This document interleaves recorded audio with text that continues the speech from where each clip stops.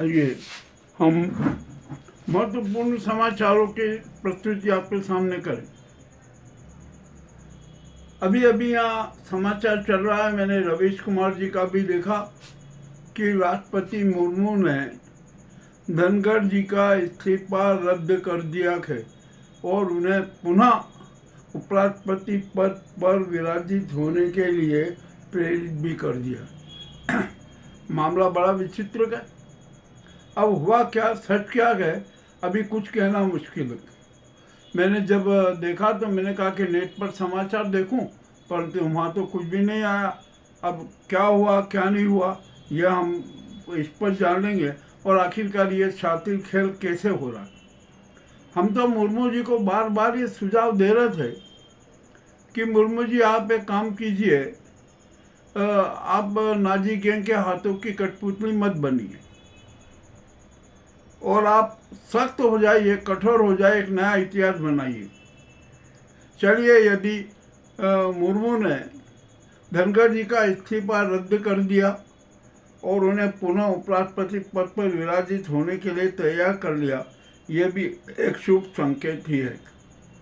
अब यहाँ पर इस पर भी एक राजनीति होगी। ये किसने राजनीति खेली, क्या हुआ, अभी कहना कठिन है। चलिए, ये तो एक बात हो गई।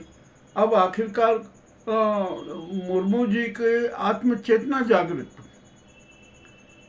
और ये नाजी और गुजराती गैंग है ना, उसमें हड़कंप मच गया और हड़कंप मचना स्वाभाविक था। जब किसी की आत्मचेतना जागृत हो जाती है ना, तो वो सबको सबके हथकंडे नाकाम कर देती है, सबको लाइन में लगा देती है। आइए, अब यदि उन्होंने धनखड़ जी का इस्तीफा रद्द कर दिया, उन्हें राष्ट्रपति पद पर बिठाने का कर दिया, तब ये नाजी गैंग को बड़ा खुटका हुआ कि अरे कहीं ऐसा ना हो कि मुर्मू जी है वो नाजी सरकार को, हमारी सरकार को भंग कर दे और देश में राष्ट्रपति शासन लगा दे और देश का केयर टेकर पीएम सीडीएस को बना दे और सीजेआई को उनका न्यायिक सलाहकार बना दे। इस बात से भी पसीना छूटा। और दूसरा उनको ये संकट था कि मोदी जी ने 337 करोड़ से अधिक की राशि अपनी विदेशी यात्राओं पर खर्च की और आज तक उसका कोई ना तो विवरण दिया ना कुछ नहीं दिया कि उनकी विदेश यात्रा के क्या परिणाम आए, क्या नहीं आए।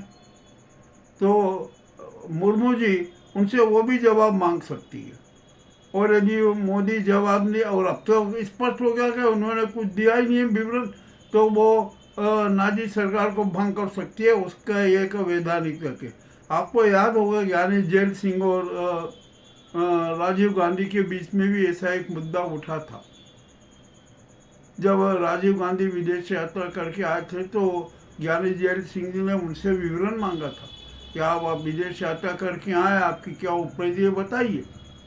और बाद में फिर राजीव गांधी ने सारा विवरण दिया। किंतु यहाँ तो अभी मोदी जी धर्म संकट में फंस गए। हाल ही में अभी मानसून सत्र में भी वो विदेश यात्रा पर थे और वहाँ क्या उपलब्धि उसका अभी कुछ भी नहीं हुआ। और आप बताओ, जहाँ पर मोदी जी इंग्लैंड की यात्रा करके आए, उसे इंग्लैंड ने भारत को दमनकारी राष्ट्र की सूची में डाल दिया। अब क्या उपलब्धि बताएंगे ये मोदी जी। तो इनको खुटका लगा कि अरे ये क्या हो गया नाटक। तो हो सकता है, मैं अभी कंफर्म नहीं करता हूँ, पर ऐसा भी हो सकता है कि नाजी गैंग ने एक चाल चली कि राष्ट्रपति मुर्मू जी को ये दिया कि आप धनखड़ जी का इस्तीफा रद्द कर दीजिए और उन्हें फिर से राष्ट्रपति पद पर बिठा दीजिए। तो कहीं मुर्मू जी ने ऐसा तो नहीं किया। अब जो भी होगा ये कल स्पष्ट होगा कि वास्तव में हुआ क्या। अब तो यहाँ पर राष्ट्रपति मुर्मू और उपराष्ट्रपति धनखड़ जी ने भाजपा को खुली चुनौती दे दी कि आप ये मत समझिए कि हम आपके हाथों की कठपुतली हैं। हम अब कठपुतली नहीं है, अब हम इस देश की संवैधानिक प्रमुख है, संविधान के प्रति प्रतिबद्ध हैं। अब जो संवैधानिक बात होगी वही मान्य होगी। और यदि मुर्मू ने धनखड़ जी का इस्तीफा रद्द कर दिया है तो इस बात का प्रमाण भी होगा कि नहीं, ये नाजी गैंग के जितने भी सारे काले कारनामे थे, कुकृत्य थे, उन पर राष्ट्रपति ने हंटर चला दी। राष्ट्रपति का मास्टर स्ट्रोक हो सकता है धनखड़ का इस्तीफा रद्द करना। यदि उन्होंने इस्तीफा रद्द कर दिया और उन्हें फिर से पुनः राष्ट्रपति पद पर आसीन कर दिया, ये बहुत बड़ी बात है और अच्छी बात है। अब मुर्मू जी और धनखड़ जी ने तो साफ कह दिया कि अरे हम ये नाजी गैंग के जो भंडार में है ना, कटी फटी और जो टूटी फूटी पुतलियाँ और पुतले हैं ना, वो तो पड़े रहेंगे, पर हम अब उसको ढेर के पुतले और पुतलियाँ नहीं बनेंगे। चलिए अब देखते हैं क्या होता है क्या नहीं हुआ है। अब ये तो कल पता लगेगा। अभी तो ये चल रहा है, रवीश कुमार जैसा व्यक्ति कभी भी फेक न्यूज़ नहीं चला सकता। उन्होंने का जब मैंने भाषण सुना तो मुझे बड़ा अच्छा लगा कि कम से कम चलो जो बात हम कह रहे थे बार बार, वही बात अब मुर्मू जी ने मान ली और उसके हिसाब से वे कार्य करना शुरू कर दिया। और अब वह दिन भी दूर नहीं कि मुर्मू जी मोदी से कहे कि आप हिसाब दीजिए, नहीं दिया तो मैं कार्रवाई करूंगी। सरकार भंग कर सकती है, वो देश पर राष्ट्रपति शासन भी लगा सकती है वर्तमान के हालातों को देखते हुए। और जो चुनाव आयोग जिस प्रकार के नाटक कर रहा है ना, उसको भी समाप्त कर देगी। वो आदेश दे सकती है, वहाँ राष्ट्रपति शासन लगा देगी और कहेगी अब भंग, कोई कुछ नहीं। और चुनाव आयोग के पूर्व राजीव कुमार, वर्तमान के राजीव कुमार पर भी कठोर से कठोर कार्रवाई कर आदेश दे सकती है। सुप्रीम कोर्ट तो तैयार बैठा है और राहुल गांधी ने तो इतने साक्ष्य इकट्ठे कर लिए हैं कि जिसकी कोई सीमा नहीं। अब जो भी हुआ हो, कुछ भी हुआ हो, ये हमने आपके सामने समाचार प्रस्तुत किया। अब जो विपक्ष है ना, ट्रम्प के खिलाफ भी एक प्रस्ताव लाएगा सत्र में। उस पर मोदी क्या बोलेंगे अभी देखना है। नहीं बोलते तो भी संकट में और बोलेंगे तो भी संकट में। और इसी बीच ट्रम्प ने भारत के साथ एक खेला कर दिया। वो ये क्या कि उन्होंने पाकिस्तान को तेल का भंडारण केंद्र बना दिया और अब भारत भी वहीं से तेल खरीदेगा। उसने रूस से तेल खरीदना बंद करना पड़ेगा। तो निश्चित है बैन लगा हुआ है। अब वो तो अप्लाई होता है कि नहीं, देखते हैं क्या होता है। अच्छा, नेपाल ने एक नई राजनीति खेली कि पर्यटकों को डुबाने के लिए उसने अनेक प्रकार की सुविधाएं भी जारी कर दी, उपलब्ध करवा दी। अब जो भी हुआ वो देखने के। अब जो चुनाव आयोग ने उपराष्ट्रपति के चुनाव की जो तैयारी की थी वो सब भी धरी रह जाएगी। मामला अति रोचक है और ऐसा लगता है कि ये कोई शातिर खेल है या शातिर राजनीति हुई है। अब तो मुर्मू जी है ना, जो उनको के हटाने की योजना बनी थी ना, नाजी गैंग ने जो षड्यंत्र रचा था वो षड्यंत्र में नाकाम हो गया। अब मुर्मू जी को कोई भी नहीं हटा सकेगा, वो अपना कार्यकाल पूरा करेगी। और नाजी गैंग ने इन्होंने जो नाटक किए ना, तो वो इससे मोदी सरकार को, नाजी सरकार को तत्काल भंग भी कर दी। मामला बड़ा विचित्र हो गया है। अब धनखड़ जी तो भाजपा के साथ जाएंगे नहीं, ये भी तय है। और अब तो बड़ी निष्पक्षता से होगा और हो सकता है कि धनखड़ जी इन भाजपा गैंग के, गुजराती गैंग के और सारे राज उजागर कर दे। करना भी चाहिए और यदि नहीं करते हैं तो बड़ी दिक्कत की बात है। अब मामला और इससे ज़्यादा और क्या कहें। हमने तो जो सच सबके सामने रखा था ना, वो अब मूर्त रूप में आने लगा। और ये बड़े सुखद घटना है कि मुर्मू जी अब नाजी गैंग के हाथों की कठपुतली नहीं रही, ये सिद्ध हो रहा है। बस इसमें दो चीज़ की कमी है। यदि वास्तव में उनमें आत्मचेतना आई है ना, तो नाजी सरकार को तत्काल भंग कर दे, राष्ट्रपति शासन लागू कर दे और मोदी जी से विदेश यात्राओं के खर्चों का और पूरा हिसाब का वो भी लेना चालू कर दे। यदि वो हिसाब नहीं देते हैं एक दिन में तो पूरी सरकार की ही छुट्टी कर दे। अब ये भी हो जाएगा। अब यहाँ पर एक सवाल आता है कि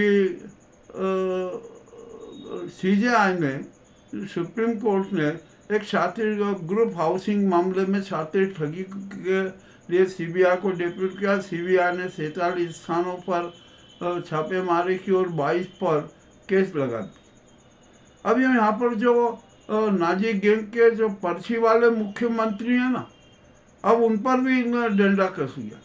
अब उनकी भी जांच होगी, उनकी भी सीबीआई जांच करेगी, चाहे वो हरियाणा हो, महाराष्ट्र हो, मध्य प्रदेश हो, राजस्थान हो।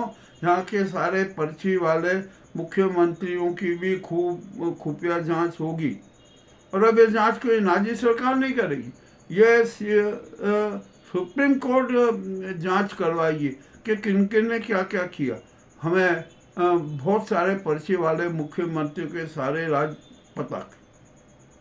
अब ठीक है, देखते हैं क्या होता है। अब आइए हम यहाँ पर अगली बात करते हैं। गडकरी जी ने तो नाजी गैंग को साफ साफ कह दिया कि अब तुम्हारी ज़रूरत नहीं है।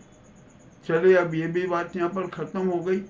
अब हम यहाँ बात करते हैं जो अभी वर्तमान में हालात चल रहे हैं ना, चुनाव आयोग। तो ये चुनाव आयोग का सच जानने के लिए ये जरूरी है कि पूर्व सीईओ और वर्तमान सीईओ ज्ञानेश कुमार गुप्ता को तत्काल गिरफ्तार कर लीजिए।